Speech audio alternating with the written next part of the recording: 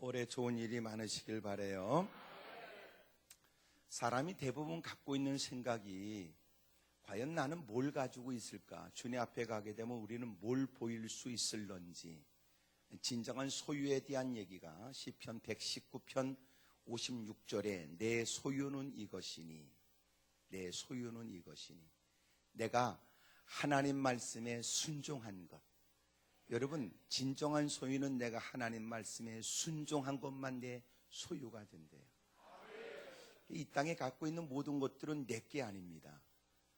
사실은 하나님이 우리에게 주신 거예요. 재물도 하나님이 재물 얻을 능을 그에게 주시고, 그리고 수고하고 애쓰는 일에 결실과 열매를 갖다 주니까 사실은 그것은 내가 누구보다 수고는 했으나 결과는 하나님이 주신 것으로 그것을 복이라고 그러는 거예요. 저주는 뭐냐?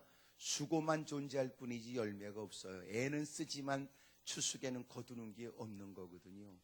그런데 하나님은 아침 일찍이 일어나 저녁 자리에 늦게 눕는 누군가가 그만큼 아름답고 좋은 소식을, 좋은 소산을 걷지 못할 때 하나님은 우리에게 수고가 헛되지 않고 흘리는 땀방울이 헛되지 않아 아름다운 열매가 있게 하는 거예요. 이걸 복이라고 그러는 거거든요. 그러니까 여러분, 오늘 아멘이 약간 적은 걸 보면 오늘 날로 먹을 생각을 하신 모양인데, 여러분 그건 하나님이 결코 주는 거 아닙니다. 소위 여러분, 내가 손에 쥔 물질이 내가 원했던 것보다 더 많이 얻었다 할지라도 근심이 보이있다면 그것은 유익이 없는 거거든요. 여러분, 물질이 없을 때는 물질만 있으면 좋겠다고 생각되지만, 그래서 물질을 얻었는데 보니까 그 물질 때문에 이전에 갖지 못했던 두려움, 어려움, 고통, 괴로움만 있다면 그 물질이 무슨 유익이 되겠어요? 하나님이 주시는 건 우리의 마음에 평강도 주세요. 기쁨도 있고요. 그리고 하나님은 우리에게 물질만 주지 않고 물질보다 더 좋은 걸 주는데, 성령님을 통하여 세상에 부러움이 없게 하고 부족함이 없도록 또 도와주세요. 예. 꼭 여러분들은 아멘하는 거 보니까 잘 생각했다가 괜찮을 것 같은 거면 아멘하고 하여튼 나는 여러분이 보통뿐이 아니라는 걸 진작 알았어요. 근데 주님 앞에 가게 되면 우리가 내가 지금까지 이 땅에 살면서 보냈던 시간만큼 내 소유를 갖고 가야 되거든요. 근데 내 소유는 뭐냐면 내가 하나님 말씀대로 산 흔적이 내 소유예요. 그러니까 우리가 지금까지 살아오면서 나는 뭘 했을까? 내가 주를 위해 산 게 뭐 있지? 내가 주를 위해 순종한 게 뭐 있어? 어려움을 무릅쓰고 고난을 무릅쓰고 사력을 다하며 애썼던 건 뭘까? 이 생각하면 참 나쁘끄럽지요. 소위 부모가 자식을 사랑하는 건 마땅한 일인데 그것을 하나님 말씀에 순종했다고는 할 수 있을까? 이런 생각 좀 해보세요. 내가 부모를 섬겼어요. 이것은 마땅한 일이에요. 세상에서도 신앙과 관련 없이 적어도 자식된 도리를 다한 것은 여러분 인간으로서는 당연한 일이지 어떻게 그게 순종한 겁니까? 그러니까 순종이라는 것은 말씀이 근거돼야 되잖아요. 그러니까 하나님이 그리 말씀하셔서 하나님의 말씀하심을 따라 그래서 하나님 말씀대로 순종한 건지, 아니면 누군가 이목 때문에 어쩔 수 없이 그리 행한 건지, 단지 모든 사람이 갖고 있는 자식된 도리요 부모된 도리로서의 일을 하면서 이것이 내가 마땅히 하나님 말씀에 순종한 일인 것처럼 말하고 있는 건지.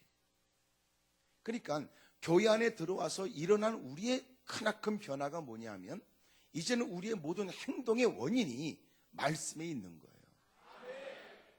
근데 말씀에 근거되어 있지 않고 소위 이런 거지요. 어렵고 힘든 사람을 도와줬어요. 우리만 그럴까요? 믿지 않는 사람도 그렇게 해요.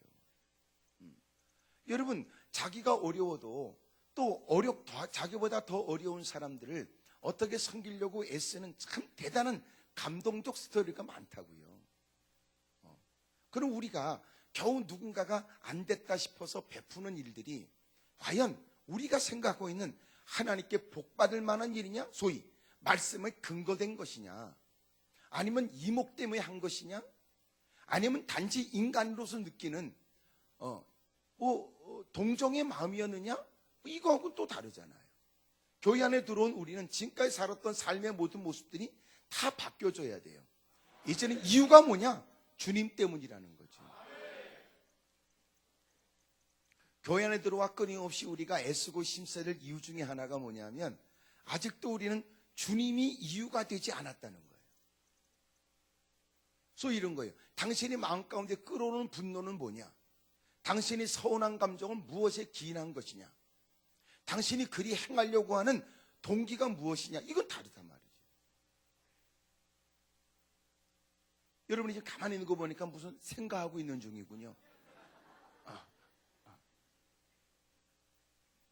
그러니까 예배를 왜 드리느냐? 이것도 이제 하나님의 뜻대로 살려고 하는 의도냐? 아니면 워낙 상황이 그래서 워낙 또 추운 날씨에 오갈 데도 없으니까 뭐 이런 생각이냐? 아니면 집에서 대판 싸워 애씨 그러고 나왔지만 예수 믿는 사람이 갈 때라고 하는 것은 제한돼 있다. 그러는 차에 가지고 오늘도 교회에서 붕해가 있으니까 한번 참석해보자. 그거냐? 아니면 누군가는 오늘도 이미 자기가 피할 수 없는 누군가의 제한도 기꺼이 좀 불편함을 무릅쓰고 때로는 양해를 구하고 또 그렇게 자기가 하나님 전에 들어오게 되면 몇 마디 이런저런 얘기를 들을 수 있음에도 무릅쓰고 그거냐? 뭐 이럴 수 있잖아요. 그러니까 여러분 동기가 뭐냐고요. 옆에 사람 다 물어봐요. 그쪽은 어쩌다 오늘 이렇게 오셨냐고 좀 물어보세요. 시작.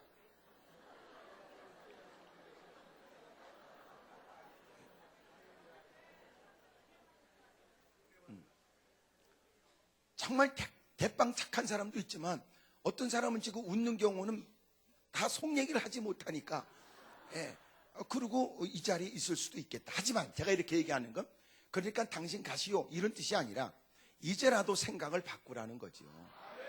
내가 누군가에게 소매 끝을 잡혀 어쩔 수 없이 앉아있지만 또 어쩔 수 없이 그냥 오다 보니까 그런가 보다 이랬는데 어차피 동참하는 거 나도 마음을 고쳐먹고 하나님이 나에게 이렇게라도 인도하여 말씀의 자리에 있게 하심으로 하나님 말씀을 경청하게 하시고 올 한 해 우리에게 더 좋은 복된 한 해를 이렇게 또 시작하게 하시는 것보다 그래서 하나님 말씀을 겸허히 진지하게 그렇게 경청하게 된다면 여러분 올 한 해는 아름다운 소득도 있게 될 줄로 믿습니다. 주님 앞에 가게 되면 너는 내놔봐라. 네가 이 땅에 하나님의 말씀을 근거로 해서 하나님의 뜻을 따라 순종한 근거를 내보라고 말씀하셨을 때 여러분 올 한 해는 풍성한 결과들이 있기를 축복합니다. 내가 참았어. 소위 누군가 내 화를 촉발시켰을 때 참았어. 이게 참았다는 게 뭐냐? 참았다는 게 소위 참았다는 말이 내가 성질 부려봐야 통하지 않을 것 같아서 가만히 있었다. 두 번째, 화를 내면 더 터질 것 같아서 가만히 있었다. 그게 아니고 내가 얼마든지 충분한 조건은 되지만 그래도 내가 주님께 받은 바 은혜와 사랑 때문에 기꺼이 내가 그를 용서하기로 했다. 다른 거잖아요. 다른 거잖아요. 예배 자리 주일날 왔다. 왜 왔느냐? 늘 다녔기 때문에 안 가면 찝찝해서 왔다. 이렇게. 두 번째, 그래도 내가 오늘은 갈 마음이 하나도 없었지만 그래도 가야 장로가 혹 될 가능성이 있지 않겠는가? 그래서 내가 갔다. 이러는 거. 그럼 왜 갔느냐? 그러니까 오늘은 가고 싶지 않았지만 오늘은 특별히 그 여전도에 회의가 있어서 내가 회계이기 때문에 가서 안 갈 수 없어서 내가 갔다. 다를 수 있죠. 누군가는 많은 사람들이 나를 유혹하지만 뿌리치고 내가 구원받은 사람으로서 주의를 주일처럼 지키지 않는 것은 마땅한 일이라고 여겨지지 않아. 기꺼이 내가 주의를 지키기 위해서 만사일을 젖혀두고 어려움을 무릅쓰고 또 유난스럽다는 얘기를 들으면서도 때로는 좀 돈을 더 벌 수 있는 것을 손실을 감수하면서라도 기꺼이 나는 예배를 참석했다. 그러니까 이유가 어딨냐고. 근거가. 물론 지금 여러분은 다 본인은 안 그런 척하고 나를 뚫어지게 보고 있어서 내가 확인할 수 있는 방법은 없어요. 하지만 여러분 양심은 여러분을 고발할 거 아닙니까?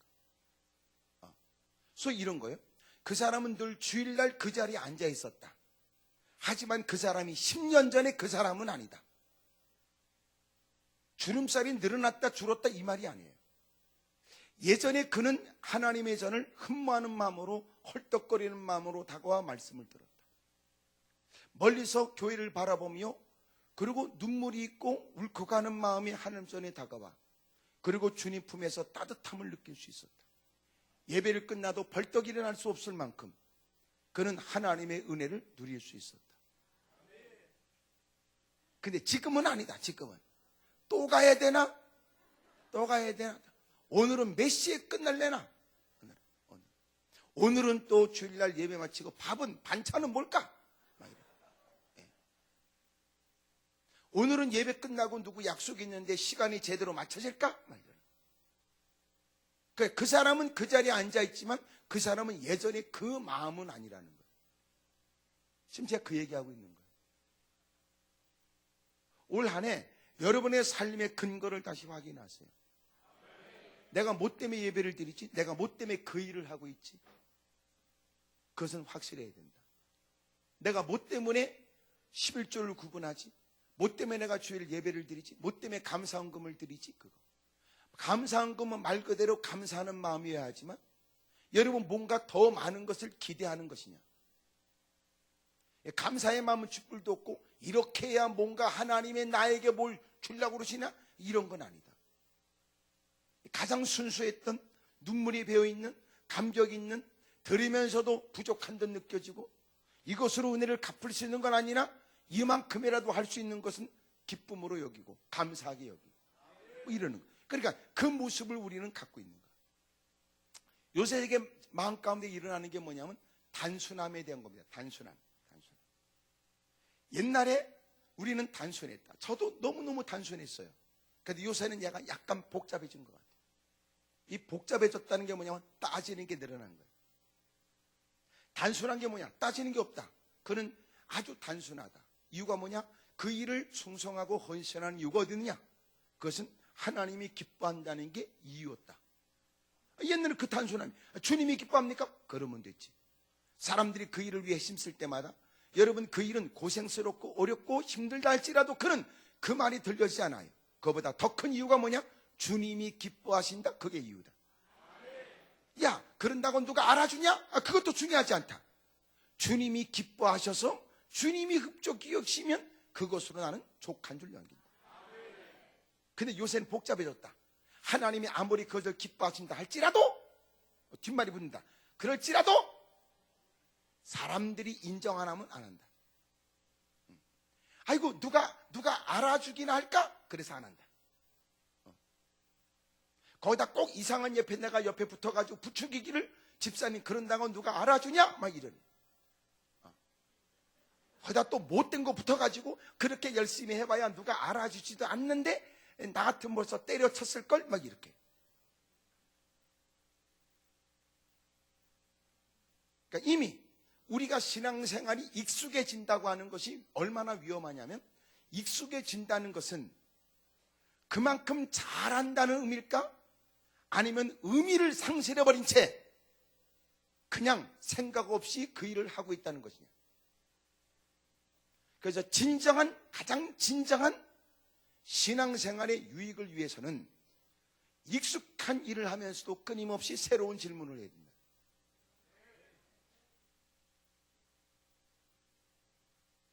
여러분들이 잃어버렸던 단순함을 다시 되찾게 되길 바라요. 옆에 사람한테 물어보세요. 요새는 그쪽 좀 단순해집니까? 복잡해집니까? 물어보세요. 시작.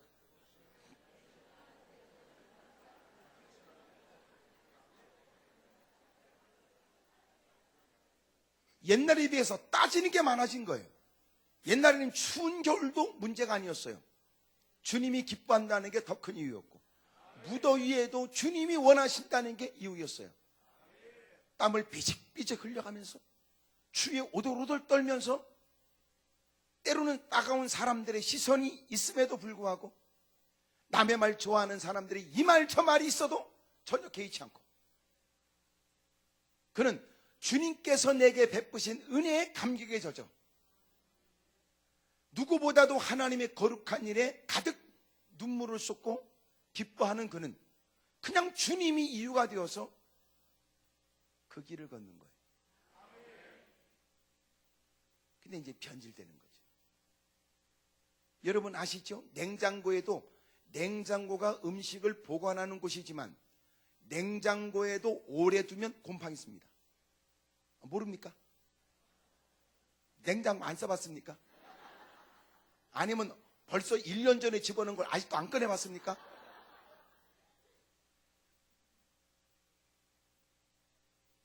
냉장고에 집어넣어도 변질된다는 거예요.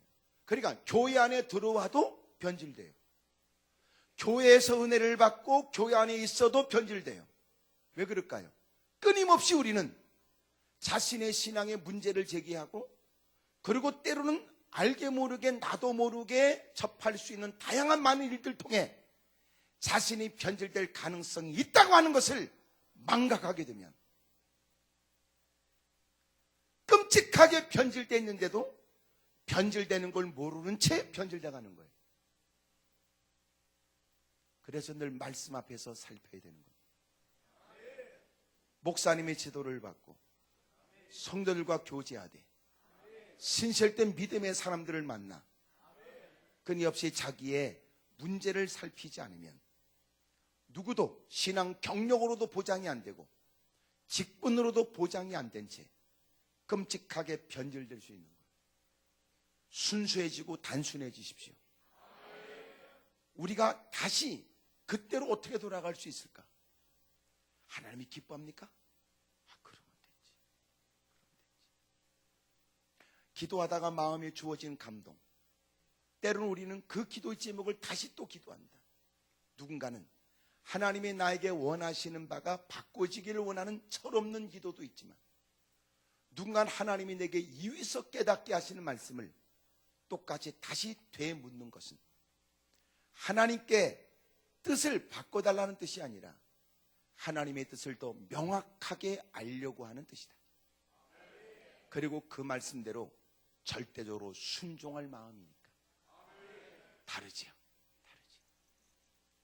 여러분에게도 있는 혹시나 바르지 못한 나쁜 생각과 군더더기, 그것이 신앙생활을 멋지게 한다는 개념이 아니라 불필요한 것, 군더더기가 많아 가장 중요한 본질을 상실케 하는 것이라면 과감하게 제거하고 떨쳐버리셔야 합니다.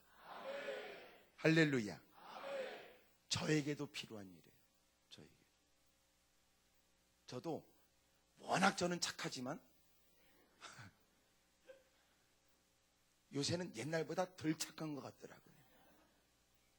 은근히 따지려고 하는 겁니다. 죄송하지만 자꾸 나이가 들어가니까 그 핑계대고, 옛날에 비해서 체력이 옛날 같지 않으니까 그 핑계대고, 자꾸 가만히 보니까 그 핑계가 가장 쉽더라고요. 또 하나, 그 핑계는 가장 설득력이 있잖아요. 근데 어느 순간 정말 내가 피곤한 거냐 힘든 거냐 막 이러죠.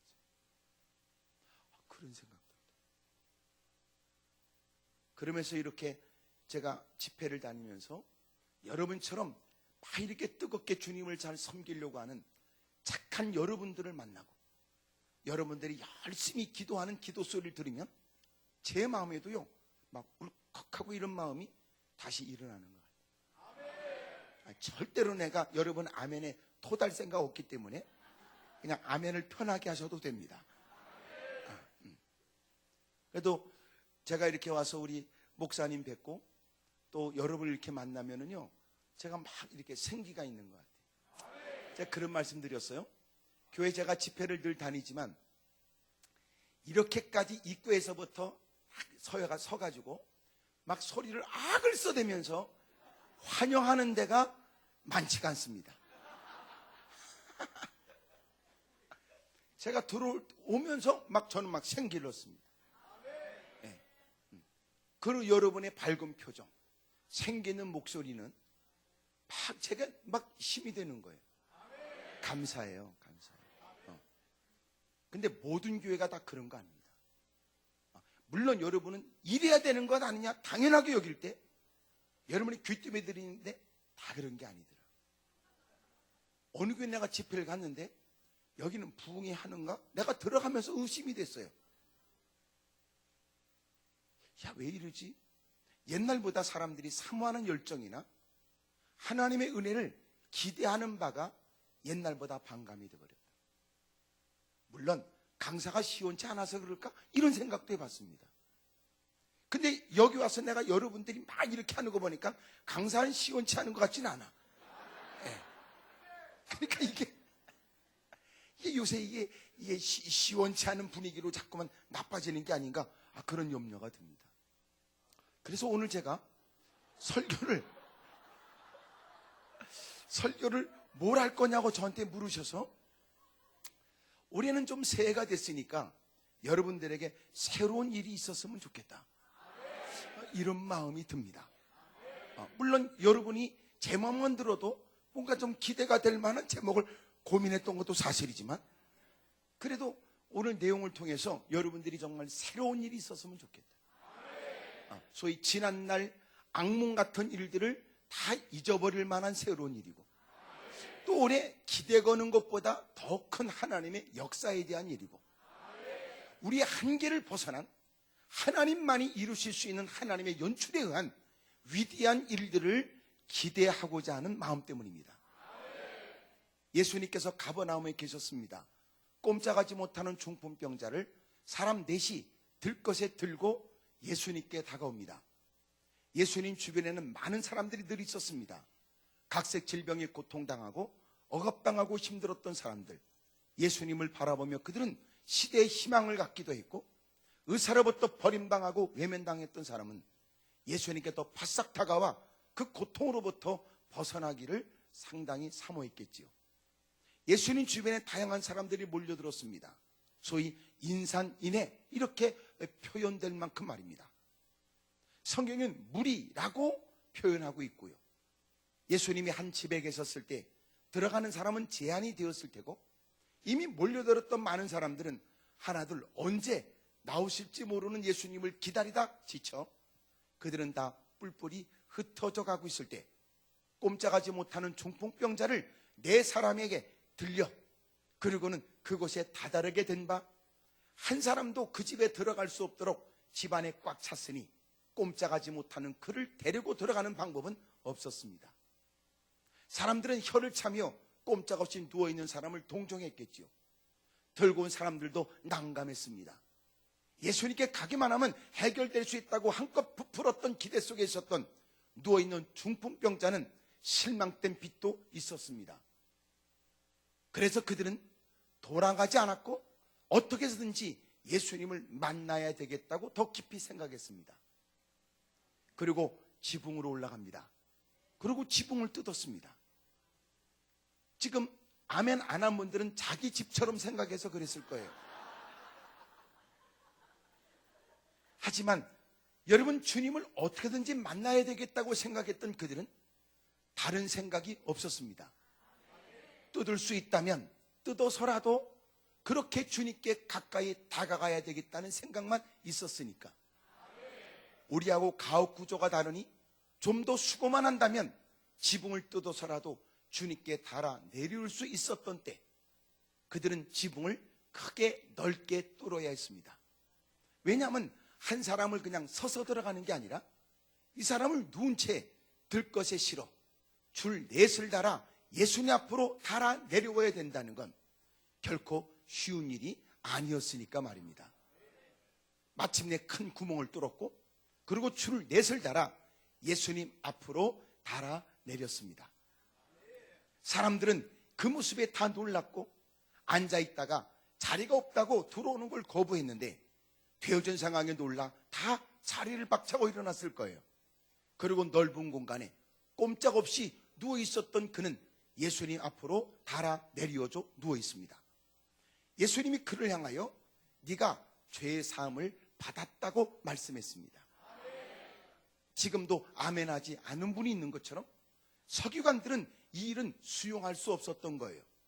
왜냐하면 죄라고 하는 일은 하나님만이 다룰 수 있는 일로, 어찌 예수님은 하나님이라고 생각하지 못했던 그들의 사고에 예수님이 신성 모독의 죄를 졌다고 여겼습니다. 그리고는 이 일은 끔찍한 일이고 돌로 쳐 죽여야 될 일로 여겼던 거예요. 예수님이 아셨습니다. 그리고 인자에게도 죄에 사는 권세가 있다는 사실을 너희들에게 알게 하려고 하신다 말씀하셨어요. 그리고 주님이 그를 향하여 일어나라 명하신즉 거짓말처럼 자리를 박차고 벌떡 일어났습니다. 요럴 때 아멘 하신 분들은 여러분의 삶에도 놀라운 변화가 있을 거예요. 지나갔지만 말입니다.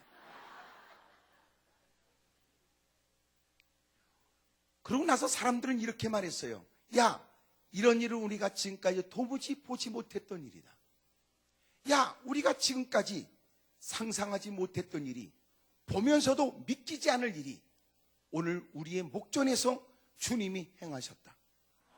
지금까지 보지 못했던 일이라고요. 자식이 속삭여 발을 동동 물리고 하나님께 무릎을 꿇는 사람, 자식을 붙들고 애원하듯이 몸부림쳐도 달라지지 않은 자식들, 여러분 남편 때문에 가정에 문제가 생기고 아내 때문에 부부끼리 갈등이 일어나게 되거나 견딜 수 없는 고통 때문에 날마다 신음을 토해야만 했던 어려운 처지에 올 한 해 이런 주님이 주시는 은혜로 인해서 우리 가정에 이런 일이 있을 줄 우리도 몰랐어요. 우리가 자식이 잘 되기를 오랫동안 기도했지만 하나님은 자녀를 통하여 이런 소식을 듣게 할 줄 몰랐어요. 하나님은 우리보다 크시며 하나님이 계획한 것은 우리의 상상을 뛰어넘는 것이었으며 하나님이 보여주신 것은 우리가 기대했던 것보다 더 위대했어요. 지금까지 무사람의 간증을 들으면서 부러워했던 내가 이제는 이런 놀라운 일을 누구도 간증하지 못한 일을 보게 되다니, 이런 역사가 있기를 축복합니다. 옆에 사람한테 다 물어봐요. 그쪽은 어떻길 원하냐고 다 물어보세요. 시작.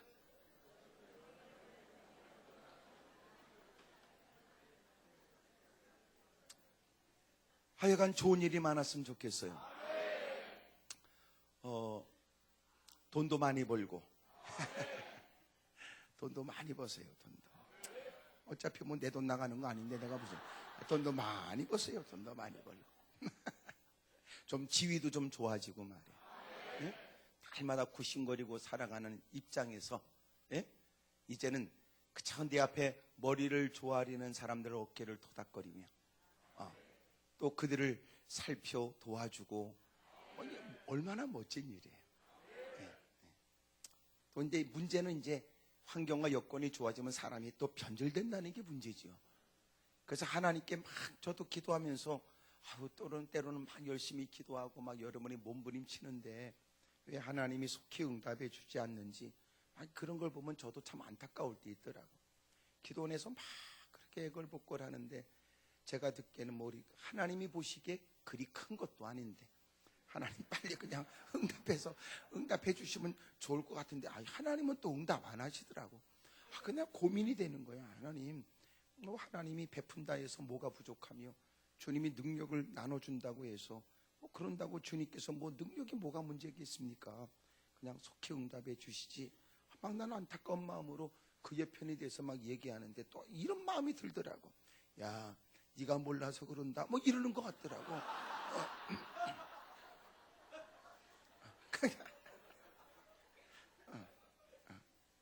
내가 그렇지 그 사람에 관해서 내가 알겠어요. 하나님이 잘 알지.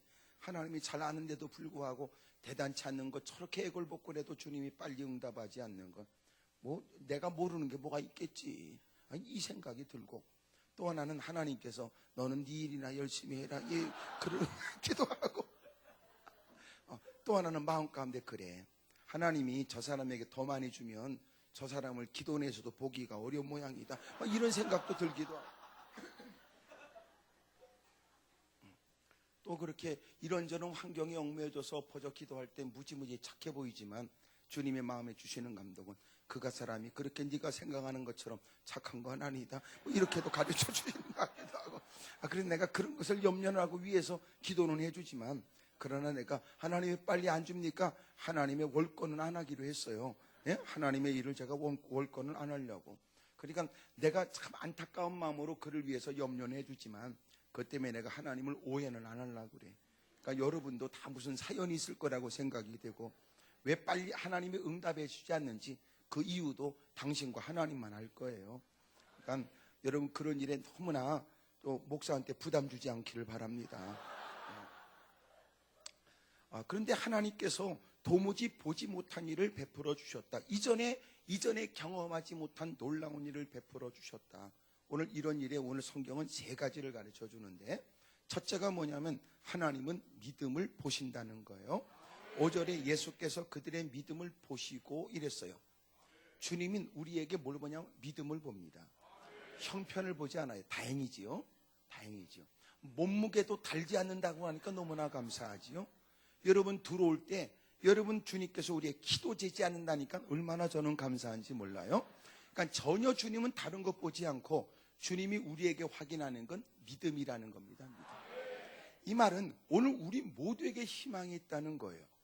때로는 물질이 어렵고 힘들고 또 그래서 실패를 얻게 되면 어디 가면 자격지심에 괜히 여러분 오라고 하는데도 선뜻 가지 못할 때도 있는데, 이런저런 이유 때문에 조건이 맞지 않아서 가지 못할 것도 있을 터인데, 근데 교회는 누구든지 아무나 언제든지 오도록 교회는 문을 열어놓은 거 아닙니까? 누구든지 오라는 거예요. 누구든지. 그리고 모든 이들에게 희망이 있다고 가르쳐 주는데, 그게 뭐냐면 너는 지금까지 사람들이 갖고 있는 그들의 평가에 의해서 너는 어떻게 보였는지 모르나, 의사에 의해서 너는 그 질병에 관해 어떻게 진단을 받았는지 모르지만, 그러나 주님은 전혀 그거 따지지 않고 주님은 우리에게 믿음을 보신다는 겁니다. 그러므로 하나님 전에 다가와 여러분의 형편을 하나님께 내놓고 처지를 하나님께 내놔 하나님의 도움을 구하는 것은 마땅하지만, 그것을 여러분이 도움받을 자격을 얻으려고 하는 건 어리석다는 거예요.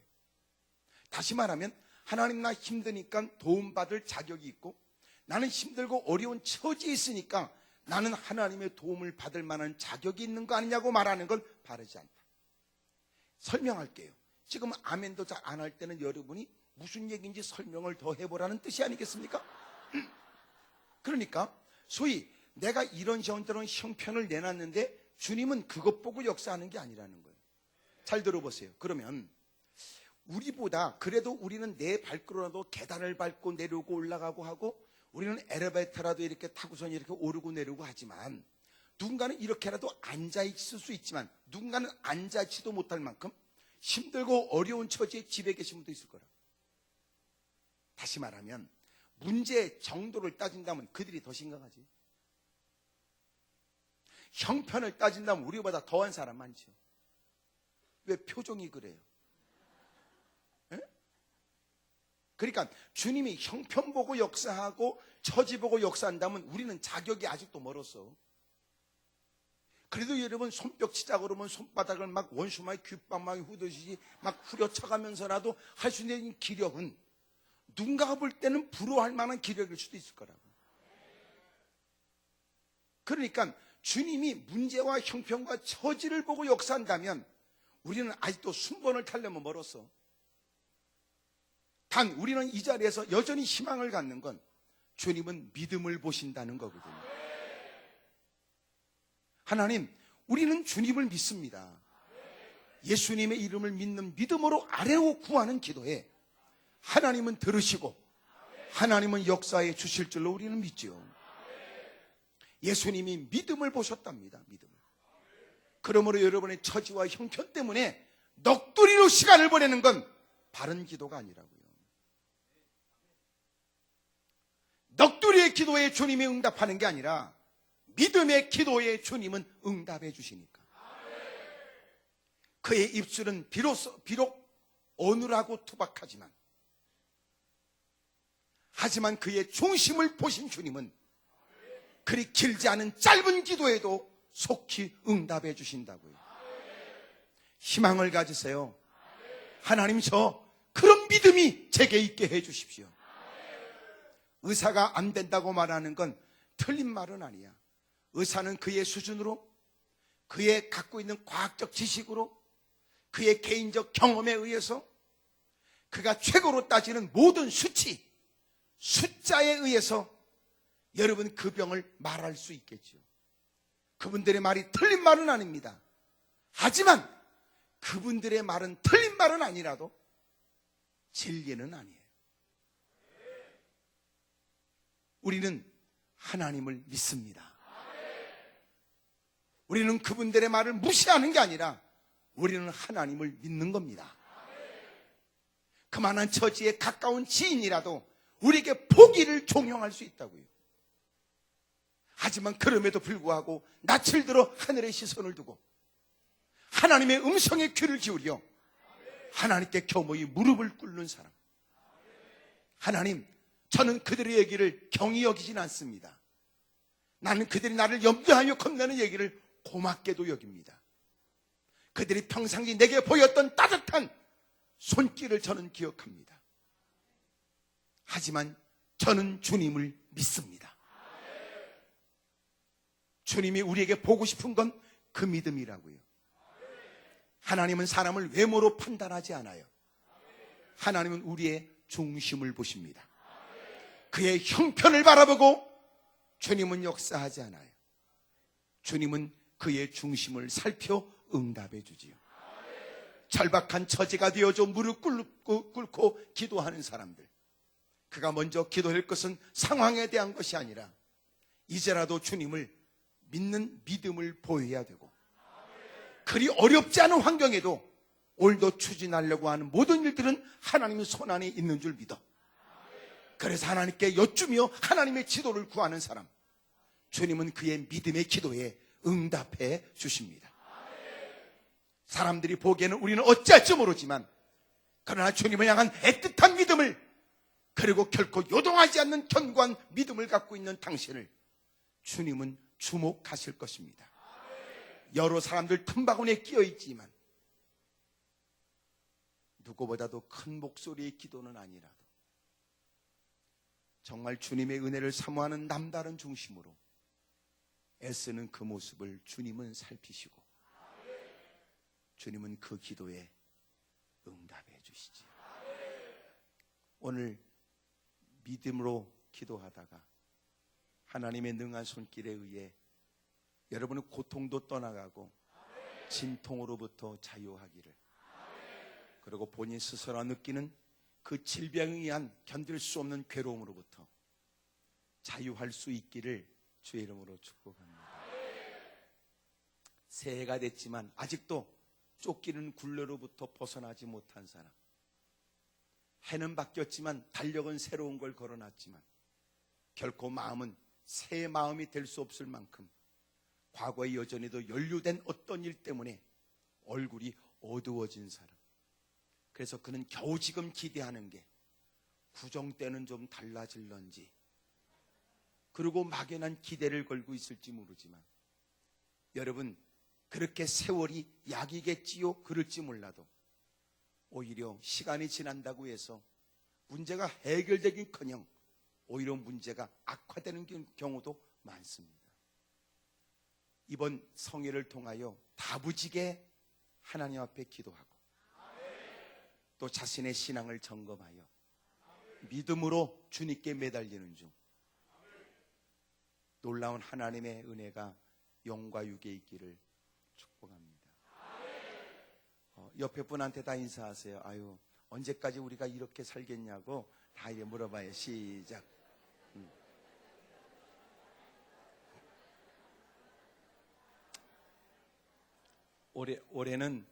올해는 정말 좋은 일이 많았으면 좋겠어요. 여러분, 우리가 이 자리에 한 해를 맞이하면서 더 좋은 한 해가 되기를 기대하며 하나님의 은혜를 얻고자 하는 우리가 주님의 관심거리가 되고 주님의 주목거리가 되길 원하는 게 사실이라면, 그동안 이런저런 일에 마음을 빼앗겨 차일피일 미루었던 믿음의 일들에 마음을 쏟으셔야 된다는 거예요.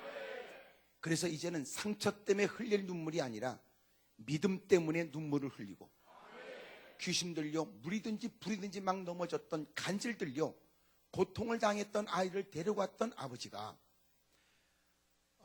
예수님이 할 수 있거든 내 자식을 좀 도와주십시오. 당신의 제자들은 어찌할 수 없었으니 당신이 스승인 당신은 그만한 능력이 있으십니까? 하실 수 있거든 해달라고 말해요. 그랬더니 주님이 하실 말씀은 할 수 있거든이 무슨 말이냐? 믿는 자에겐 너는 내 능력을 살피려고 하지만 너에게 필요한 건 내가 하나님이라는 걸 믿어야 될 뿐이다. 그랬더니 그는 깨달아 내가 믿음 없는 걸 도와주십시오. 예? 내가 믿음 없다는 걸 도와주십시오. 자식의 문제를 해결받겠다고 예수님의 능력을 논했던 그가 이제는 예수님을 믿지 못한 자신의 믿음 때문에 오히려 호소하기에 이르게 되고 주님은 그에게 은혜를 베풀어 귀신에 사로잡혀 고통을 당했던 그 자식의 문제를 해결해 주며 어둠 속에 암흑 속에 힘들었던 가정에 힘들고 어려운 곤고한 문제를 해결해 주세요. 하나님, 제가 믿음이 없습니다. 제게 믿음을 주십시오. 오늘 그래서 흘리는 눈물에 하나님의 자비와 긍휼이 있기를 바랍니다. 두 번째로, 첫째는 주님은 믿음을 보십니다. 두 번째는 믿음은 보입니다.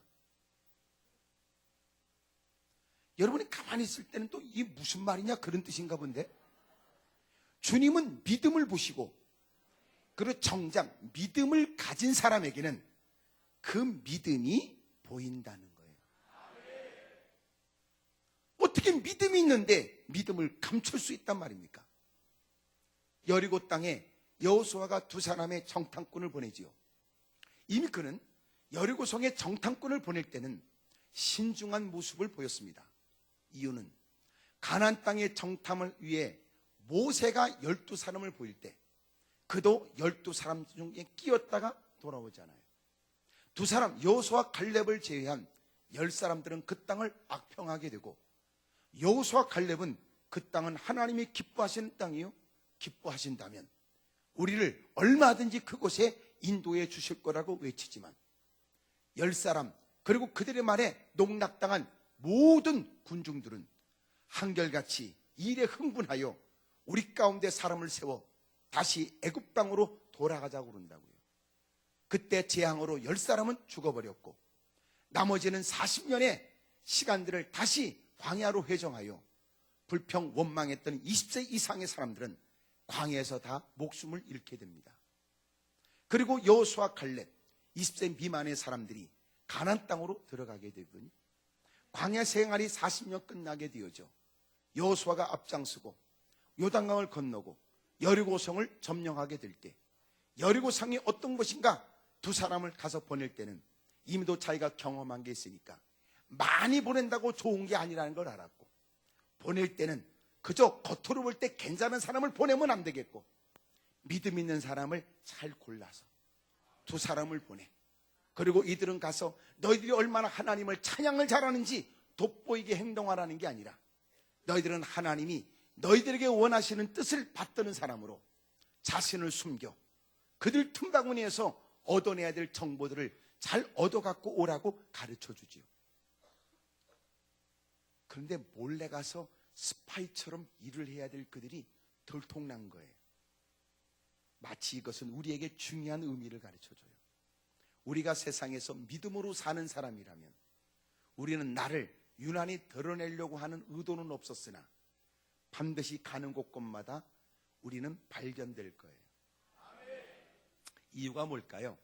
같은 자리에 앉아서 식사는 하지만 더 이상은 가서는 안 될 때가 있을 테니까. 서로가 이 말 저 말을 같이 웃으면서 대화는 나누겠지만 더 이상 말을 섞어서는 안 될 일도 있으니까.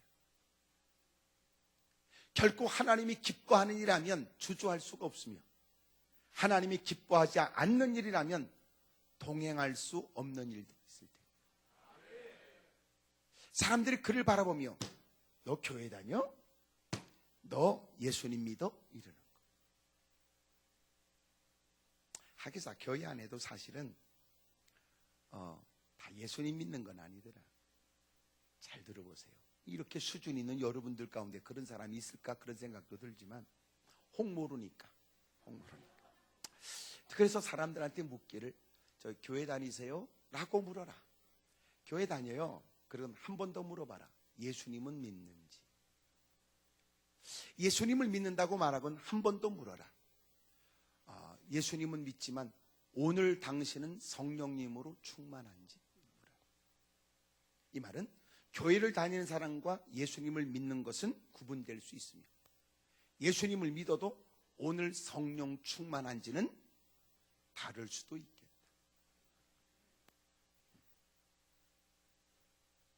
예수님을 믿어도 성령으로 충만한가? 그 사람이 오늘도 하나님의 깃발을 들 수 있고, 그 사람이 비로소 가는 곳곳마다 주님을 증거할 수 있거든요. 또한 믿음을 지켜내는 힘을 소유하고 신앙을 지키며 누군가에게 설득력 있는 신앙생활을 할 수 있을 거예요. 하지만 성령 충만하지 않으면 그렇지가 않아. 예수님을 믿는데 성령으로 충만하지 않으면 옳고 그름에 대한 분별력은 갖고 있다 할지라도 주님이 뭘 기뻐하시는지를 모르진 않지만, 그러나 그런 일에 선뜻 나서기는 어렵지. 여러분은 가만히 보니까 둘 중에 하나만 하네. 아멘을 하든지 안 하든지. 좀 사람이 좀 이렇게 응용력을 가지세요. 아멘도 하고 또 고개도 또 끄덕거리고. 진짜 여러분도 단순하네.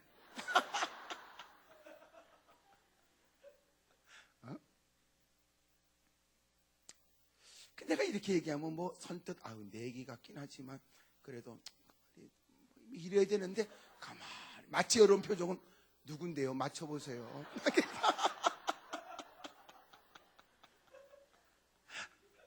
참, 하여튼 광명도요 안양하고 비슷해.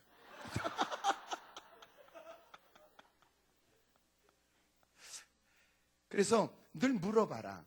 교회 다니세요? 교회 다니시군요. 그러면 예수님은 믿으세요? 물어봐라. 예수님을 믿는다고 그러면 지금은 성령 충만하세요? 예수님을 믿어도 성령 충만하지 않으면 하나님을 섬기는 일에, 그리고 더 도전적인 일과 맞서는 앞장서는 일에는 그들은 자격이 없어요. 여러분도 아시죠? 교회는 나올 수 있지만 적극적으로 교회에 나설 수 있는 건 성령 충만해야 가능하더라. 그래야 이런저런 어려운 일도 극복할 수 있으며, 이런저런 누군가의 이해하지 못하는 눈길을 받으면서라도 무릅서 일할 수 있는 건 성령 충만함이 가능하게 하는 거고. 옆에 사람 다 물어보세요. 그쪽은 성령 충만하세요? 물어봐요. 시작.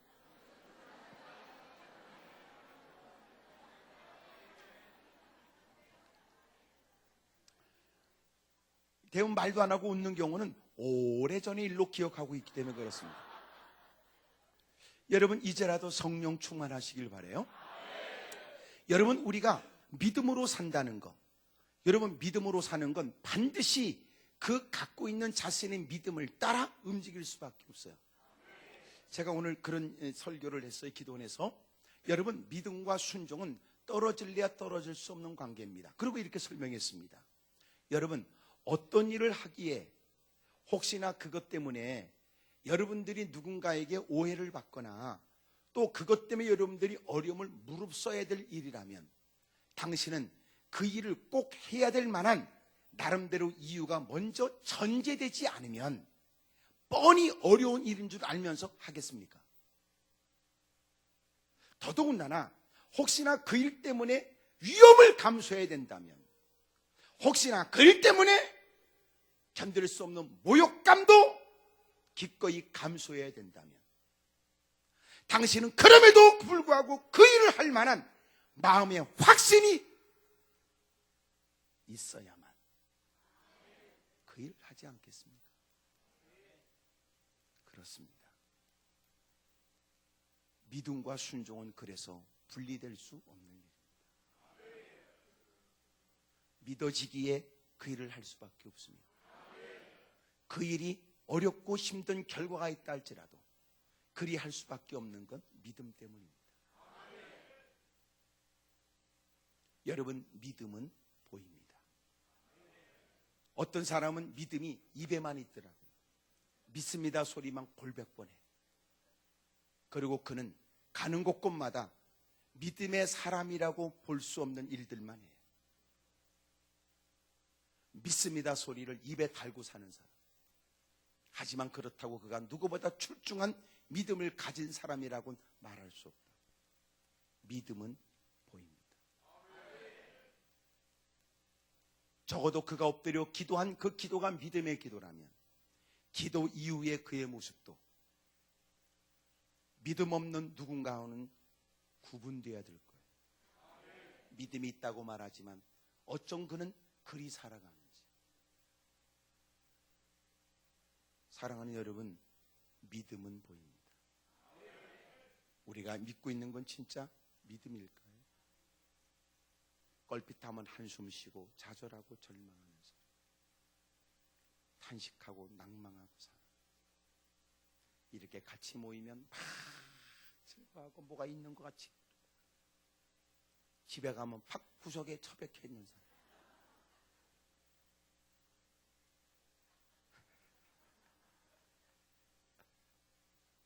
그러면 안 돼. 하나님, 저 정말 믿음이 있게 해주세요. 예배 시간에 환한 미소가 있었던 그는 예배의 자리를 떠나 삶의 현장에 돌아가 누가 보면 혀를 찰 만큼 힘들고 어려운 상황인데도 여전히 그는 입가에 품격 있는 미소가 있거나 그런 일들 앞에 그의 대처하는 일에는 마음의 여유가 있다. 그 믿음이 보이는 거죠. 결정적 순간에 그의 믿음은 확인되는 거예요. 이렇게 여러분처럼 다 착한 분들만 있으면 얼마나 좋아. 누가 건드려도 그 충격이라는 건 우리에게는 다 느껴지죠. 아픔도 느껴요. 여러분, 성령 충만하면 누가 때리면 안 아파? 차력사야? 나 어릴 때 생각나네. 막 어이씨 애들만 모여가지고 뭐 애들이 뭐 어렸을 때 뭐 할 거 있어요. 막 그 저기 방역 찾으러 가면 막 뒤에 입 벌리고 막 뒤에서 막 쫓아갔는데 막 그렇게 뭐 놀 게 있어, 뭐 할 게 있어. 그러니까 막 차력사들 와가지고 어이 그것들은 그냥 소리만 질러요. 그럼 뭐 할 것 같으니까 막 애들이 막 모이지. 애들이 막 껌띠 이렇게 하고 도복 입고 어이씨 막 그리고 그 뭐야 저기 맥주병 깨고 막 결국은 다 모이면 약 팔려고 애들은 가라고 그러거든. 더럽게 서운하더라고. 사람이 없을 때는 애들이라도 다 앉혀놓더니 이제는 본격적으로 뭐 이상한 얘기 하려고 그러면 애들은 가라 그래. 자, 서운해. 생각해보면 야 그래 볼거리 없을 때는 그것도 우리는 크나큰 행복이었는데 참, 여러분도 옛날 생각 안 나요?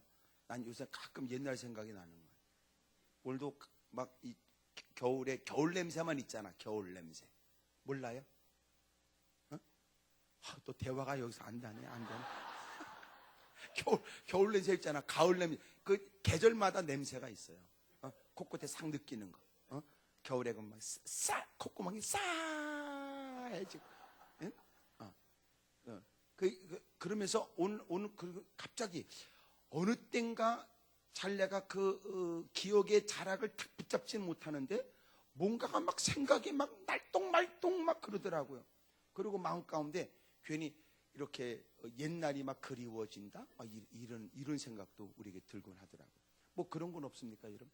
옆에서 물어봐. 요새 그때 그쪽에 사는 게 좀 어떠냐고 좀 물어보세요. 표정들이 별로 안 좋네?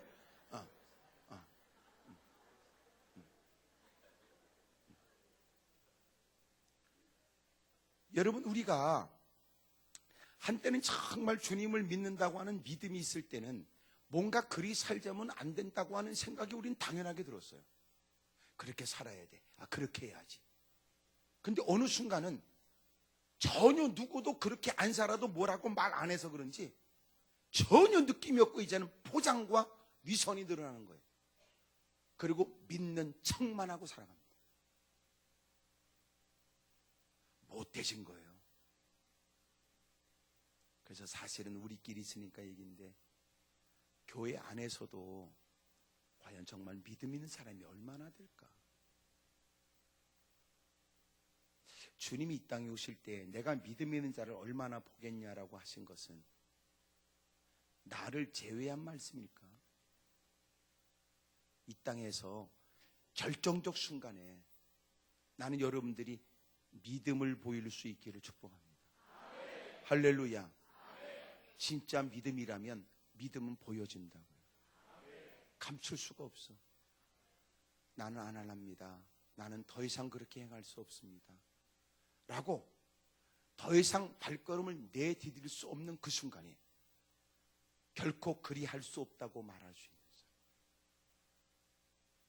누군가가 말하기를 그렇게 하면 너는 손실을 입을 수 있으며 그렇게 하면 더 위험에 빠질 수 있다는 얘기를 모르지 않으면서도 그래도 기꺼이 에스더가 죽으면 죽으리라 라고 고백했던 것처럼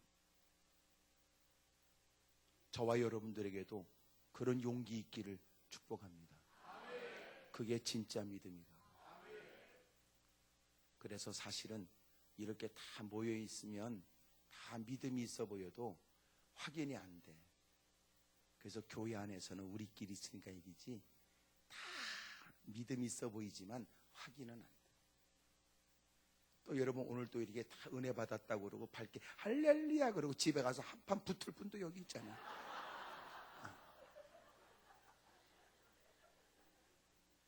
오늘 이 밤에 받은 하나님의 은혜의 힘으로 내일 아침에 또 일 저지를 사람도 있잖아.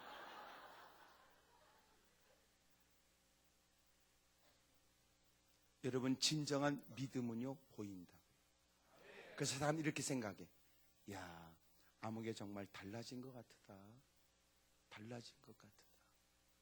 아이고 정말 아무개 예수님 믿더니 아이고 정말 달라졌네. 옆에 사람 물어봐. 그쪽은 교회 다닌 지 얼마나 됐냐고 물어보세요. 시작.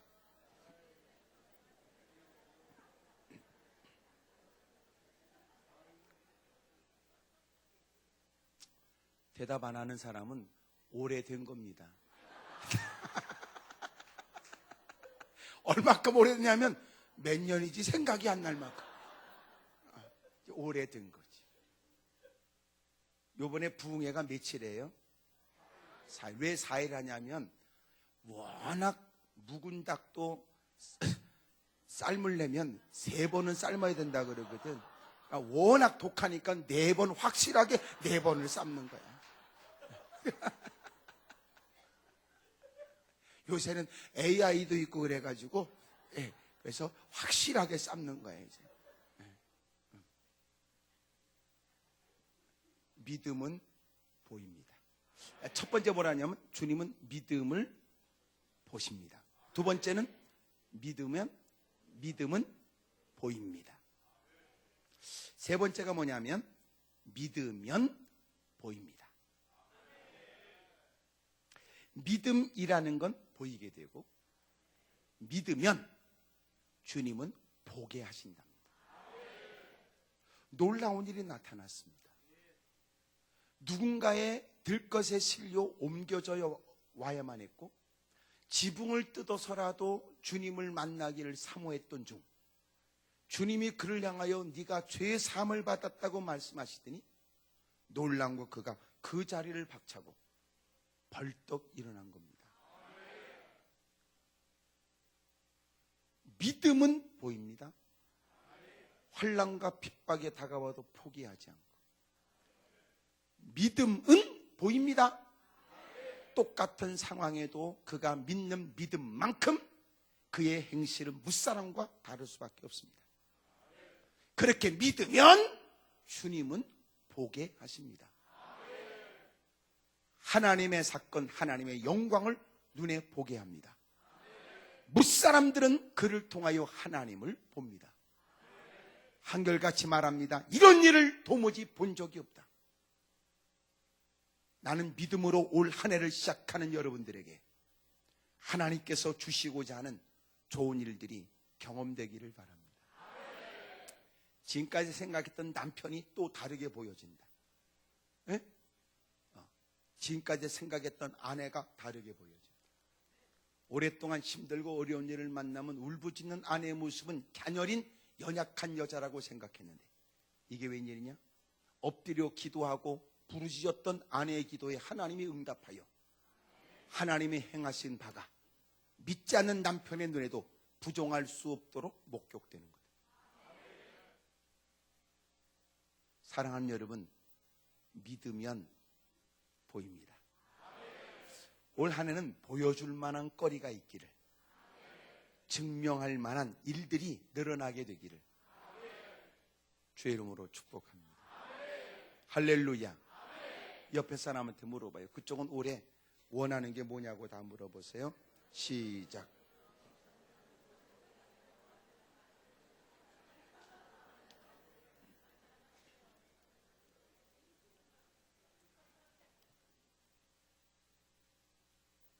믿음으로 살겠다고 새롭게 각오하면 하나님께서 올해는 우리가 마음껏 베풀 수 있는 여력과 형편도 우리에게 주실 줄로 믿어요. 그의 나이로는 가늠할 수 없었던 역사들, 그의 지금까지 경험으로도 감히 추측하지 못했던 위대한 일들 말이에요. 그 전에 저희 기도원에 그 섬겼던 자매가 하나 있었는데, 그 자매는 피아노를 배우지 않았는데도 그렇게 피아노를 치더라고요. 피아노를 또 잘 쳤어요. 얼만큼 피아노를 치냐면 누가 이렇게 부르면 그냥 이렇게 쳐요. 근데 놀라운 건 악보를 갖다 주면 얼굴이 벌개져요. 그렇게 피아노를 잘 쳐요. 그래서 자기가 얘기하기를 자기는 지금까지 피아노를 배우지 않았는데 어느 날 하나님이 은사처럼 준 거예요. 근데 어떤 자매는, 그 당시에 두 자매가 있었는데 한 자매는 전공을 했고 한 자매는 그 이제 전공을 하지 않고 이제 하나님께 이렇게 은사로 받아서 이제 치는 자매였어요. 어떤 권사님이 그런 얘기를 했어요. 너무 은혜가 된대. 아이고, 오늘 그 반주하는 자매는 너무 은혜가 돼요. 그냥 물었어요. 두 자매를 놓고 누가 더 잘 치는 것 같으냐 그랬더니 그 권사님은 배우지 않고 하나님께 은사로 받은 그분이 더 은혜가 된다. 그런 경우도 있더라고. 참나 희한한 일도 많죠. 근데 악보는 잘 못 봐. 가끔 어느 목사님이 갖고 와서 이제 이 노래 좀 한번 멋지게 하시려고, 그리고 그 복잡한 막 이 콩나물 대가리가 이렇게 서 있기도 하고 뒤집어지기도 하는 막 이런 걸 이렇게 다 갖다 주면요, 아주 황당해. 아주 황당해. 그래서 내가 옆에서 있다가 그냥 부르세요. 그냥 여기서 반주하고 그렇게 하지 말고 그냥 부르세요. 그냥 부르세요. 그리고 막 부르면 또 쫓아가 이렇게. 참 그런 아주 특별한 은사도 그렇게 있더라고요. 하나님께서 하나님의 필요를 위해 하나님의 일을 하시기도 해요. 올 한 해 상상하지 못했던, 내가 기대했던 것보다 더 크신 하나님이 나를 나보다 더 위하심으로 인하여, 그래서 주님이 허락하시는 특별하고 각별한 역사가 여러분 가정에 있게 되기를 축복합니다. 할렐루야. 사람이 자기의 형편으로만 사는 건 아니에요. 하늘의 것으로도 삽니다. 어떤 사람은 자기가 가지고 있는 것도 다 못 쓰고 활용도 못할 때 누군가는 하늘의 힘을 빌어 그리고는 그 모든 일을 헤쳐나가며 씁니다. 제가 그런 얘기를 한번 했던 것 같은데, 여러분이 뭘 가지고 있는 줄 아세요? 나도 잘 모르겠다라고. 나도 내가 뭘 가지고 있는지 모르겠다. 오늘 소위 지금 여러분 가방도 뭐가 들었는지 아십니까? 내가 약간 이렇게 뜸을 들이는 건 생각해 보라는 뜻이에요.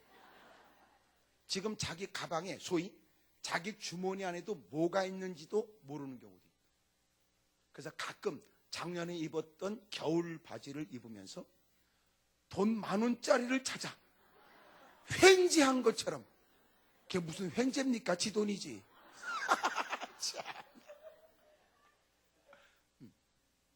그래, 우리는 내가 지금 뭘 가지고 있는지도 모른다. 그럴 때 누군가는 자기가 가지고 있는 걸 다 소진하고 이젠 더 놀라운 것은 하늘의 힘을 빌어 그리고 하나님의 능력으로 이겨내는 사람도 있고. 사랑하는 여러분, 불평하지 마세요. 원망하지 마십시오. 여러분 믿음으로 기도하세요. 오늘 주님께서 목격하며 경험케 하시는 위대한 사건들이 영과 육에 있기를 주의 이름으로 축복합니다. 옆에 사람 다 물어봐. 그쪽은 어쩔 생각이냐고 다 물어보세요.